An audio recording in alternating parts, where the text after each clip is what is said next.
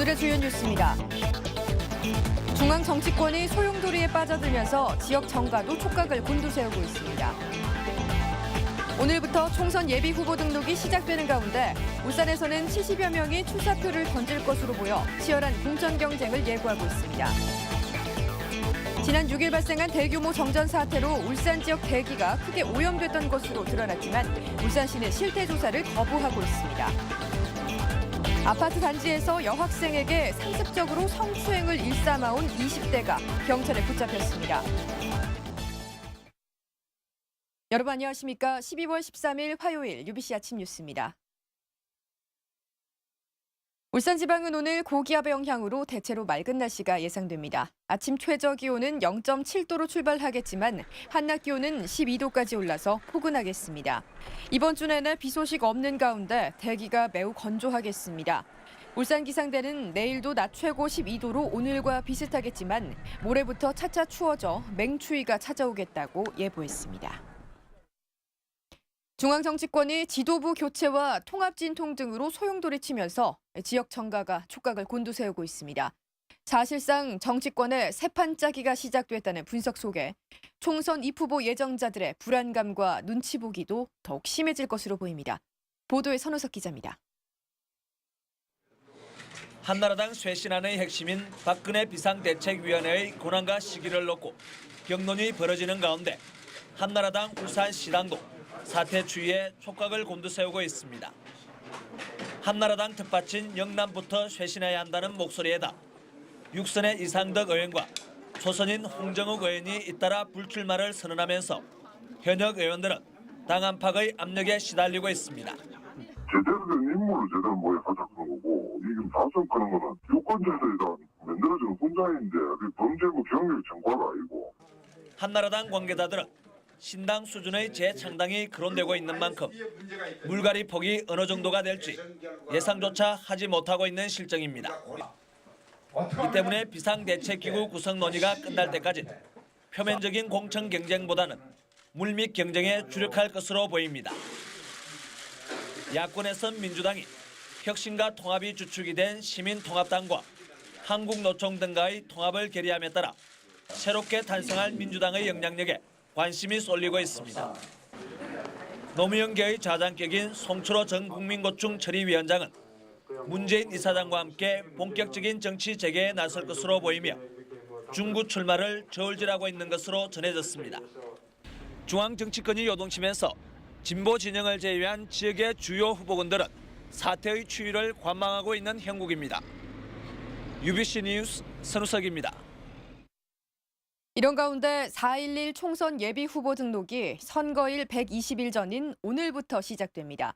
지역에서는 여야를 통틀어서 70여 명이 출사표를 던질 것으로 예상됩니다. 계속해서 김익현 기자입니다. 통합진보당 김진석, 김창현 씨가 기자회견을 갖고 남구 을과 북구 출마를 각각 선언했습니다. 같은 당 노옥희 씨는 동구 출마를 선언할 예정입니다. 기어의 선관위 디도스 부정선거로 파멸과 해체의 길로 접어들고 있습니다. 통합진보당이 국민의 주권을 지키겠습니다. 국민이 정치의 주인으로 등장하는 시대에 새로운 인물로 국회를 교체해야만 새로운 희망의 정치를 열어낼 수 있습니다. 민주당은 시민통합당과 한국노총 등과의 통합을 결의한 가운데 송규봉 씨가 가장 먼저 울주군에 출사표를 던졌습니다. 기본과 상식이 지켜지는 사회. 사회 구성은 모두에게 공정한 기회와 권리가 보장되는 안정된 사회를 저는 꿈꾸고 있습니다.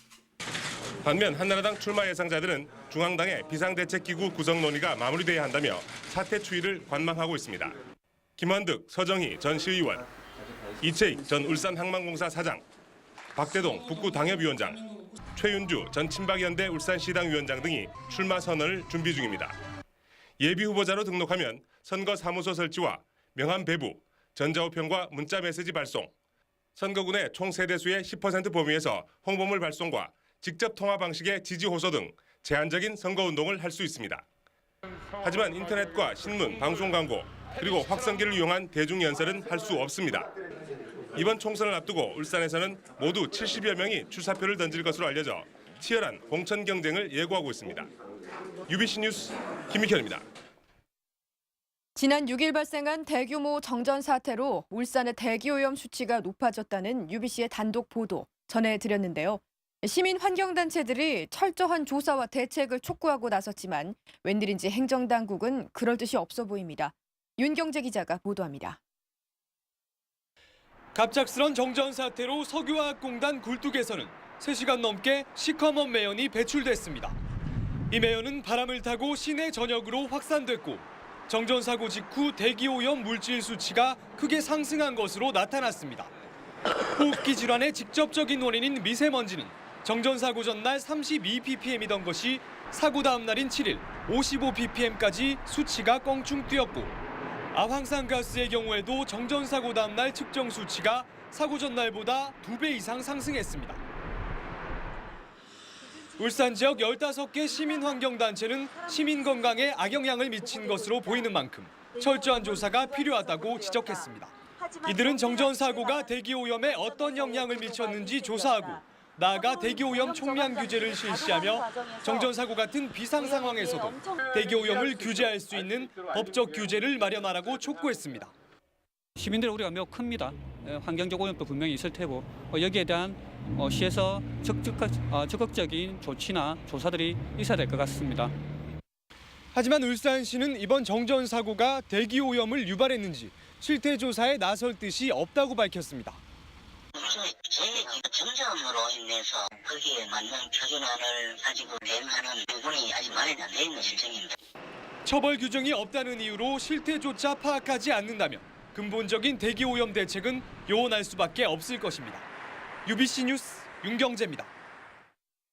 지난 6일 발생한 석유화학공단 정전과 관련해서 피해 업체와 한전에서 주장하는 피해액이 큰 차이를 보이고 있습니다. 한전은 각 기업체를 방문하거나 전화를 통해 피해 규모를 추산한 결과 기업체에게 전기를 공급하는 한주가 100억 원으로 가장 많았고 SK에너지 70억 원 등 모두 199억 원가량이라고 주장했습니다. 이에 대해 피해 기업들은 한전이 아직 피해 집계도 이루어지지 않은 상황에서 피해 보상을 회피하기 위해 일방적인 추산을 한 것이라고 반박했습니다. 아파트 승강기에 혼자 탄 여학생들을 상습적으로 성추행한 대학생이 붙잡혔습니다. 인근 아파트에서 2주 동안 무려 5차례나 범행을 저질렀습니다. 조윤호 기자가 보도합니다. 얼굴을 가린 한 남자가 귀가하는 여고생을 따라 승강기에 오릅니다. 이 남자는 여고생보다 한층 아래층의 버튼을 누르고는 먼저 내리는가 싶더니 계단을 뛰어올라 여고생이 내리는 순간 승강기 앞에서 성추행을 저지릅니다. 이로부터 이틀 뒤 그리고 열흘 뒤에도 이 아파트에서 다시 범행을 저질렀습니다. 범행 시간대도 대낮으로 바뀌었고 승강기 안으로 여고생을 밀어넣는 등 갈수록 범행도 대담해졌습니다. 버튼을 다 눌러버리면 중간중간에 다행이 안 해. 그 대신 입이 도망치는 거야. 성추행범은 지난달 26일부터 최근까지 2주 동안 아파트 2곳을 돌며 5차례에 걸쳐 범행을 저지른 것으로 드러났습니다. 같은 아파트 단지에서 연쇄 성추행 사건이 발생했지만 경찰은 숨기기에만 급급했고 결국 아파트 직원의 도움을 받고서야 용의자를 붙잡을 수 있었습니다. 사건이 터져가지고 바로 지나갔지 우리가. 오른쪽 몇 사람 왼쪽 몇 사람 어디 다 배치를 내가 했지. 뒷모습 보니까 맞는 거에 옷도 맞고. 경찰은 대학생 이모 씨를 구속하고 범행 동기와 추가 범죄가 있는지 조사하고 있습니다. UBC 뉴스 조인호입니다.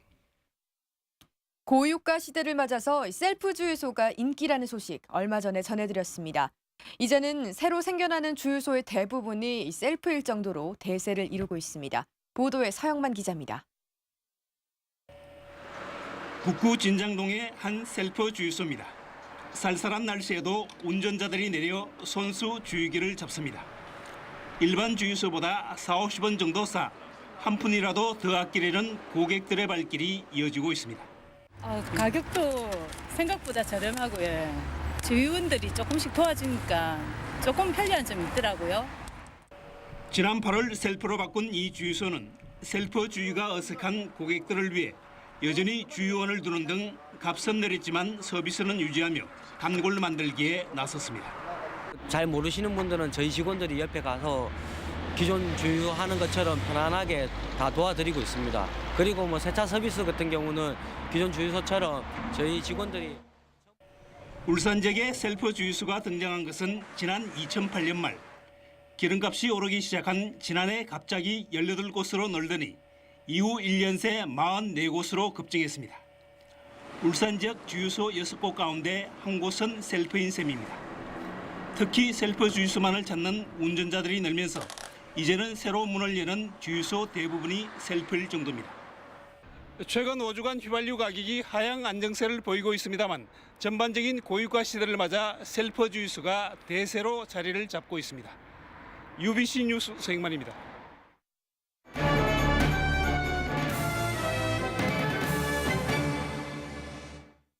새로 출범한 현대자동차 노조가 주간 연속 2교대제 실시를 핵심 공약으로 내걸면서 노동계 쟁점이 되고 있습니다.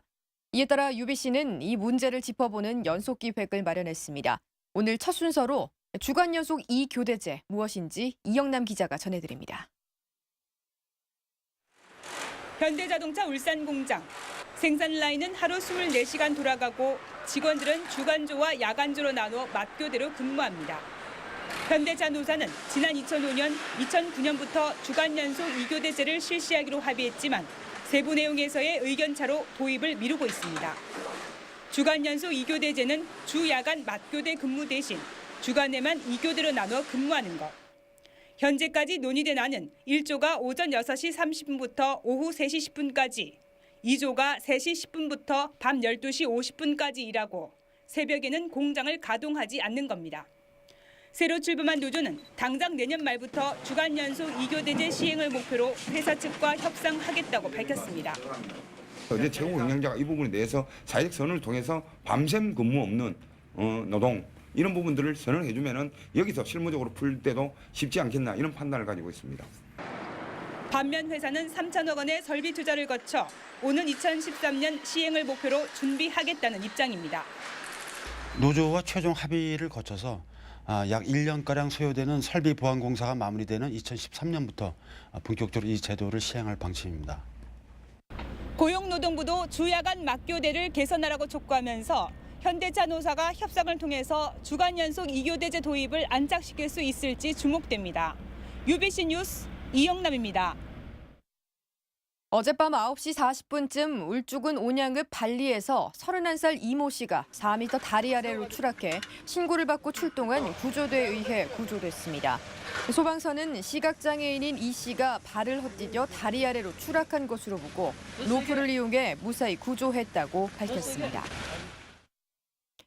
북구 아산로 양정 1교 부근 도로 높이가 달라서 차량 연쇄 추돌 사고가 잇따르고 있다는 UBC 보도와 관련해 울산지방경찰청과 울산시가 대책 마련에 나섰습니다. 경찰은 현장 조사 결과 도로 구조 때문에 운전자들의 시야 확보가 어렵다는 점을 확인했다며 울산시와 협의해서 재포장 등 도로 구조 개선 작업을 벌이는 한편 안내 표지판도 설치할 계획이라고 밝혔습니다. 재개발 지역이 치안 사각지대로 방치되고 있다는 UBC 울산방송 보도와 관련해 유관 기관이 대책 마련에 나섰습니다. 경찰은 김길태 사건 이후 빈집 출입을 막기 위해 설치한 바리케이트 대부분이 훼손돼 쓰레기 투기와 범죄 발생 우려가 높다고 보고 울산시에 관련 예산을 요청할 방침입니다.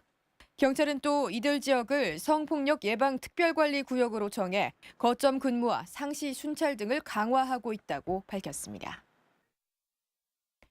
울산시는 특별점검 결과 소방차가 진입할 수 없는 5곳과 진입이 곤란한 85곳이 확인됐다며 대책을 추진하기로 했다고 밝혔습니다. 소방본부는 앞으로 2주 동안 이들 지역에서 비상 소화장치와 소화기를 이용한 화재 진압 훈련을 실시하는 한편 소방 출동로 확보를 위한 훈련도 지속적으로 가질 예정입니다.